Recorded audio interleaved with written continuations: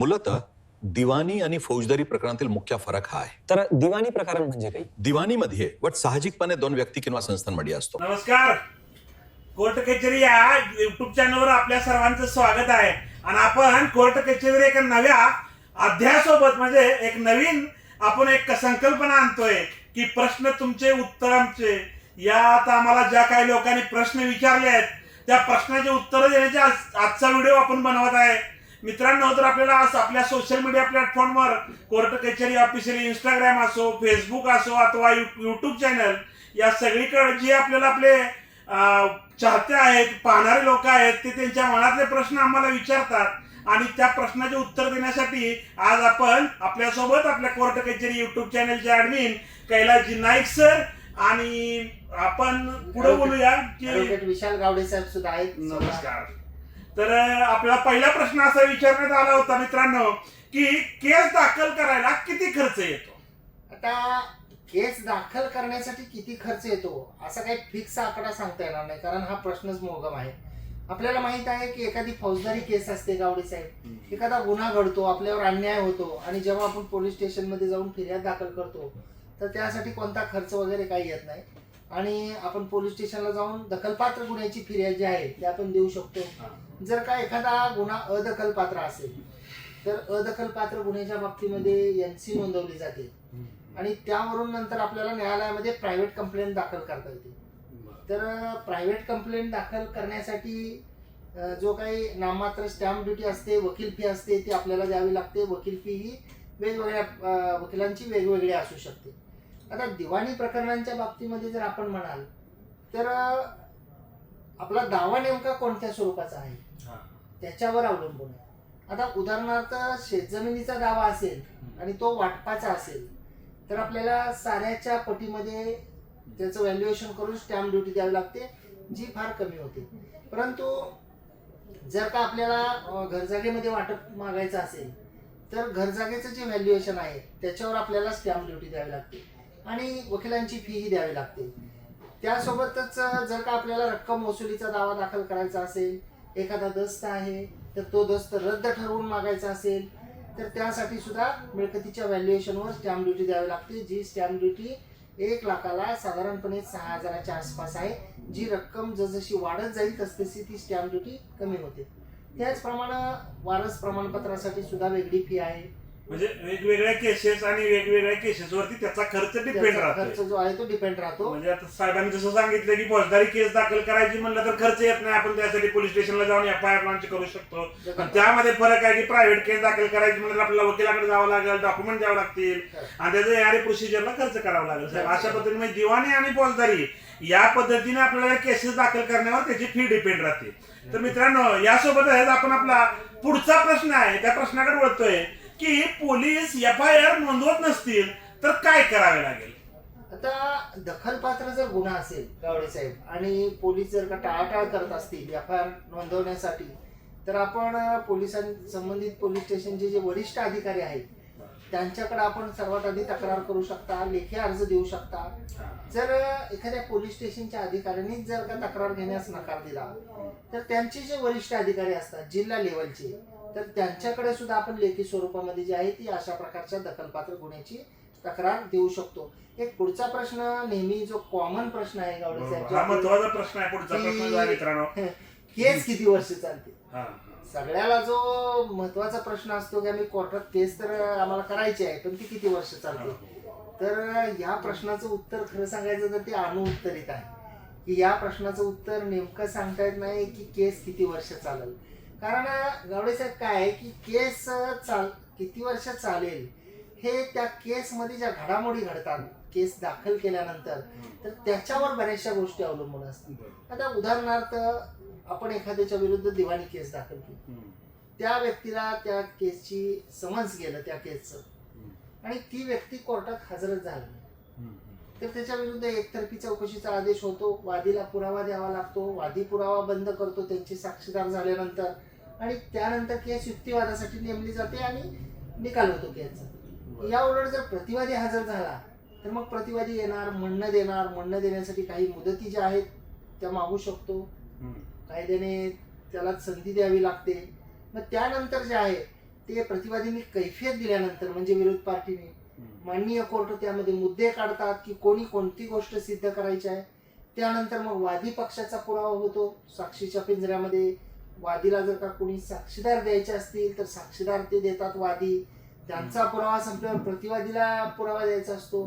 प्रतिवादी स्वतः, त्यांचे साक्षीदार हे सगळे जे आहेत ते पुरावे दिले जातात. नंतर अंतिम युक्तिवाद होतो आणि नंतर त्यामध्ये निकाल होतो. आणि या दरम्यान जर का त्या दाव्यामधील कोणी व्यक्ती मयत झाल्या तर त्यांचे वारस रेकॉर्डवर घ्यावे लागतात. त्या वारसांना पुन्हा नोटिसा काढल्या जातात, पुन्हा त्यांनी म्हणणं द्यावं लागतं. म्हणजे थोडक्यात साहेब असं आहे की म्हणजे विविध स्टेजेस आहेत आणि त्या स्टेजेस नुसार केस चालते की असं काय बाबा फौजदारी असेल तर लवकर संपत्ती, दिवाणी असेल तर थोडा टाइम लागतो. आणि मराठीमध्ये एक म्हण पण आहे साहेब की कोर्टाचं काम 6 महिने थांब. म्हणजे काय आहे की सगळ्या गोष्टी जुळून आल्या तर केस किती दिवसाचं वर्षात संपू शकते, 6 महिन्यात. म्हणजे लोक न्यायालयामध्ये जर आपण कॉम्प्रोमाइज केलं तर सेम डे निकाली होती आहे. म्हणजे केसचं टायमिंग काय आपण असं पर्टिक्युलरली. आता याच्यासाठी केस लवकर निकाली लागण्यासाठी काही पर्याय आहेत. म्हणजे पर्याय असे आहेत की ज्या गोष्टी आपण करायच्या आहेत आपल्या बाजूने, तर त्या जर गोष्टी आपण ज्या त्या दिवशी केल्या तर मात्र जो काही कालावधी आहे काही महिन्यांचा काही वर्षाचा तर तो आपण वाचवू शकतो. उदाहरणार्थ एखाद्या व्यक्तीला विरोध पार्टीला नोटीस पाठवलेली असेल आणि त्यांची नोटीस ते व्यक्ती परगावी गेले म्हणून जर का परत आलेली असेल, मग त्यांचा पत्ता अपुरा असेल, तर ज्या दिवशी ती नोटीस तारखे दिवशी परत आली त्याच दिवशी जर आपण त्यांचा पूर्ण पत्ता देऊन जर त्यांना परत पाठवली नोटीस त्याच दिवशी स्टेप्स घेऊन, तर तो एक जो महिन्याची तारीख पडण्याचा कालावधी आहे तर तो वाचू शकतो. आपण काय करतो की मग त्या दिवशी रिपोर्ट पाहतो, त्यानंतर माहिती गोळा करतो, त्यानंतर पुढच्या तारखेला आपण अर्ज देतो, मग त्याच्यामध्ये थोडासा वेळ जातो असं. बरं, आता अजून एक मित्रांनो आपल्याला एक प्रश्न आहे की साहेब सर आता हा प्रश्न जो आहे हा प्रश्न पण आपल्या सर्वांसाठी कॉमन प्रश्न आहे की सर्वांना पडलेला प्रश्न आहे की केसमध्ये एक 2 प्रकार आहेत, दिवाणी केस आणि फौजदारी केस. या 2 प्रकारामध्ये फरक काय आहे? आता गावडे साहेब, दिवाणी केस बऱ्याच जणांना माहिती आहे की दिवाणी केस म्हणजे ज्या केसेस जागा, जमिनी किंवा मुव्हेबल प्रॉपर्टीज असतील म्हणजे पैशाचे देवाणघेवाणीचे व्यवहार असतील त्याच्या संदर्भामध्ये रक्कम वसुलीचे दावे दाखल केलेले असतील, प्रॉपर्टी हक्काबद्दलचे असेल, एखाद्या खरेदी खत चॅलेंज करण्याच्या संदर्भातला असेल, रद्द करण्याच्या संदर्भातला असेल किंवा खरेदी खतावरून मालकी ठरवण्याच्या बाबतीचे असतील, म्हणजे जागा जमिनी म्हणजे स्थावर आणि जंगम मिळकतीच्या संदर्भामधले जे वाद आहेत तर त्याला आपण साधारणपणे दिवाणी वाद असे म्हणतो. त्याच्यामध्ये दिवाणी स्वरूपाच्या वादामध्ये काही लिगल जे ट्रान्झॅक्शन असतात एकमेकांचे व्यवहाराबद्दलचे तर त्याच्याही रक्कम वसुलीचे दावे त्याच्यामध्ये येतात. आता फौजदारी केस म्हटलं की त्याला प्री कंडिशन जी आहे ती एखादा गुन्हा घडावा. म्हणजे एका व्यक्तीच्या एखाद्या कृत्याने जे कृत्य त्यानं दुसऱ्या व्यक्तीच्या विरोधात केलेलं आहे तर त्यामुळं जर प्रचलित भारतीय कायद्याप्रमाणे एखादं कृत्य हे गुन्हा ठरवलेला असेल आणि ते कृत्य घडलेलं असेल किंवा जाणीवपूर्वक केलेलं असेल तरी सुद्धा तो एक फौजदारी स्वरूपाचा गुन्हा होतो, ज्याच्यामध्ये आपण वर्गीकरण केलेलं आहे. त्याच्याबद्दल आपण व्हिडिओ सुद्धा पोस्ट केले की दखलपात्र गुन्हा आणि अदखलपात्र गुन्हा.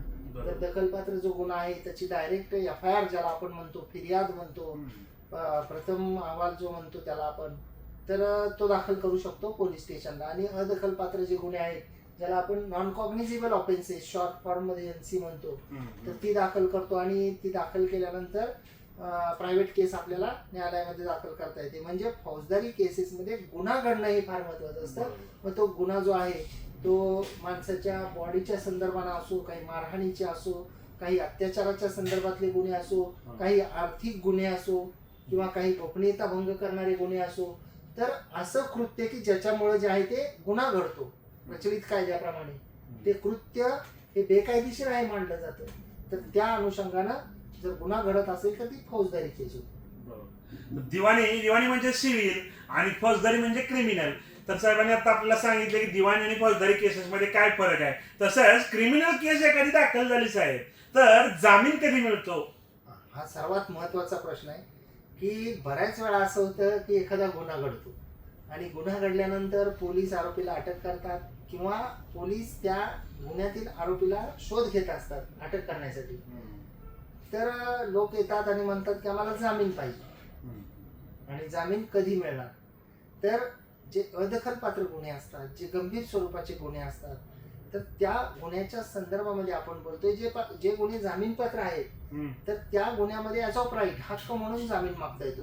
म्हणजे bail is the right of the accuse. तो आरोपीचा अधिकार आहे जामीनपात्र गुन्ह्यामध्ये. जे शिक्षा ज्या आहेत, ज्या गुन्ह्याला शिक्षा कमी असतात, छोट्या स्वरूपाचे अपराध असतात ते जामीन पात्र गुन्हे असतात. आणि जे गंभीर स्वरूपाचे अपराध असतात, जे अजामीन पात्र आहेत, नॉन कॉग्निझेबल ऑफेन्सेस आहेत, तर त्या केसेसमध्ये स्टेजेस असतात. म्हणजे जसं की आरोपीला जर अटक केलं तर 24 तासाच्या आत माननीय कोर्टासमोर हजर करावं लागतं, जवळच्या दंडाधिकाऱ्यांच्या समोर.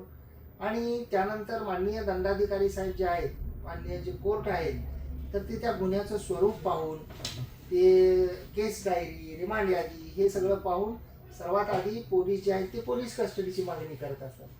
मग माननीय कोर्ट हे पोलिसांच्या त्या रिमांड यादीवरून, केस डायरीवरून जो काही तपासामध्ये 24 तासात काय प्रोग्रेस झालेला आहे हे पाहून पोलीस कस्टडी द्यायची का मॅजिस्ट्रेट कस्टडी द्यायची याबाबत आदेश करतात. आता जर पोलीस कस्टडी दिली तर तपास अजून चालू आहे अशी एक मान्यता आपण समजून घेऊ शकतो. जेव्हा मॅजिस्ट्रेट कस्टडी दिली जाते म्हणजे पोलीस तपास संपला असं सकृतदर्शनी ग्राह्य धरून त्यावेळी मॅजिस्ट्रेट कस्टडी दिली जाते. जे जेलर आहेत त्यांच्या ताब्यामध्ये आरोपी असतात मॅजिस्ट्रेट कस्टडीमध्ये, तर त्यावेळी आरोपी जे आहेत ते जामिनासाठी अर्ज दाखल करू शकतात. आता जामीन कधी मिळतो आणि कोणत्या मुद्द्यावर मिळतो याचा आपण एक निश्चित असं हे सांगू शकत नाही, म्हणजे एखादा ठोकताळा सांगू शकत नाही की असं असेल तर असं मिळतं. परंतु सर्वसाधारणपणे जामीन मिळण्यासाठीचे ग्राउंड्स कोणते असतात जे आरोपीतर्फे मांडले जातात आणि माननीय कोर्ट त्या गोष्टींचा विचार करतो, तर ते आपण सांगू शकतो. म्हणजे जे जामीन पात्र गुन्हे आहेत त्यात जामीन मिळणार आहे, लवकर मिळणार आहे. आणि अजामीन पात्र गुन्हा आहे तर अजामीन पात्र गुन्ह्यामध्ये केसच्या फॅक्ट तशा असायला पाहिजेत की जामीन देता आला पाहिजे. जामीन मिळण्याचे काही हे आहेत निकष, निकष आहेत.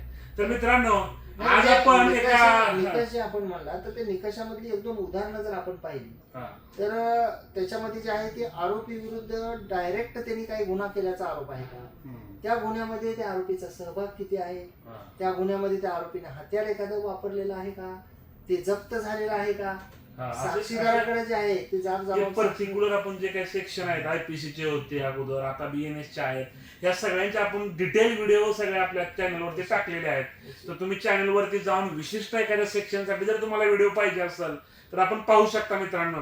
त्यासोबत आपण एक आज शेवटचा प्रश्न या व्हिडिओच्या माध्यमातून सरांकडून जाणून घेणार आहोत. आणि त्यासोबतच मित्रांनो की आम्ही प्रश्न तुमचे उत्तर आमचे ही सिरीज चालू केलेली आहे आणि या सिरीज मध्ये आम्ही नेक्स्ट व्हिडिओ जो येणार आहे तो सातबारा उतारा म्हणजे नेमकं काय, सातबारा उतारा कसा काढायचा आणि सातबारा उतारावर वारस नोंद अथवा खरेदीची नोंद याबाबत सविस्तर चर्चा पुढच्या व्हिडिओमध्ये करणार आहोत. पण आज आपला शेवटचा प्रश्न आहे की नोटीस आल्यावर काय केलं पाहिजे साहेब. आता गावडे साहेब आपल्याला माहित आहे की सगळ्यात आधी जर का वकिलाची नोटीस आली तर बरेच जण हे नोटीस स्वीकारतच नाही आणि स्पष्ट सांगतात की ही नोटीस आम्ही घेणार नाही. आणि त्यांना असं वाटतं की आपण नोटीस घेण्यास नकार दिला म्हणजे आपण यातून वाचलो, मी नोटीसच घेतली नाही तर पुढचं माझ्यावर काही जबाबदारीच नाही. परंतु मित्रांनो आपल्या सर्वांना माहित असलं पाहिजे की जनरल क्लॉजेस ऍक्टच्या कलम 27 प्रमाणे जर का आपण एखादं रजिस्टर पोस्टाने आलेली नोटीस घेण्यास जर नकार दिला तर असं समजलं जातं की ती नोटीस आपल्याला मिळालेली आहे. म्हणजे आपण घेण्यास नकार देणं म्हणजे ती आपल्याला मिळाली अशी मान्यता कायद्याची आहे आणि केस जी आहे ती पुढे जाते. मग ती केसची नोटीस असो किंवा वकिलांची नोटीस असो. त्यामुळे जेव्हा कधी नोटीस येईल तर ती नोटीस आपण स्वीकारली पाहिजे. त्याला आपलं जे म्हणणं आहे योग्य तर ते म्हणणं उत्तराच्या स्वरूपामध्ये दिलं पाहिजे. म्हणजे जेणेकरून न्यायालयामध्ये केस जेव्हा जाईल उभी राहील त्यावेळी आपल्याकडे ग्राउंड्स असले पाहिजे की त्याने आम्हाला खोटी नोटीस दिलेली होती आणि त्याला आम्ही जे आहे ते या केसच्या पूर्वीच सविस्तर उत्तर दिले. बऱ्याच वेळा आपल्याकडे खूप सारे मुद्दे असतात समोरच्याचं म्हणणं खोडून काढण्यासाठी, पण आपण उत्तर दिलेलं नसल्यामुळं ती जी नोटीस आहे ती नोटीस तशीच राहते. पुन्हा उद्याच्याला ते नोटीस देणारे असं म्हणू शकतात की यांनी या नोटीसला उत्तर दिलं नाही म्हणून यातला मजकूर त्यांना मान्य आहे वगैरे वगैरे कॉम्प्लिकेशन होतात. त्यामुळं नोटीस स्वीकारली पाहिजे सगळ्यात अगोदर आणि त्याला उत्तर सुद्धा दिलं पाहिजे. Okay sir. तर म्हणजे साहेबांनी जसं सांगितलं की नोटीस आली तर काय करावं, म्हणजे आता वकिलामार्फत एखाद्या इफ एनी ॲडव्होकेट यांनी जर आपल्याला नोटीस पाठवली तर त्या नोटीसीला आपण उत्तर दिलं पाहिजे. आणि एखाद्या ऑफिसमधून नोटीस आली तर त्या नोटीसीच्या त्या प्रकरणात आपण जाऊन हजर होऊन त्यात म्हणणं दिलं पाहिजे. अशा पद्धतीने आपण नोटीस आल्यानंतर काय करावं ही माहिती आपल्या कोर्ट कचेरीचे ऍडमिन कैलासजी नाईक साहेब यांच्याकडून जाणून घेतलेलं आहे मित्रांनो.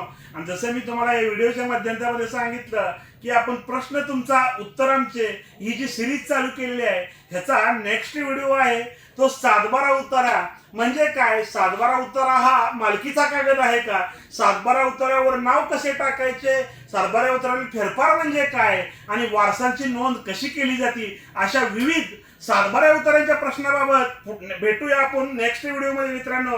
आमच्या अद्याप जर तुम्ही आमच्या कोर्ट कचेरी या युट्यूब चॅनलला सबस्क्राईब केलं नसेल तर सबस्क्राईब जरूर करा. त्यासोबतच कोर्ट कचेरी ऑफिशियल इंस्टाग्राम व कोर्ट कचेरी ऑफिशियल फेसबुक पेजला फॉलो जरूर करा. धन्यवाद. धन्यवाद मित्र.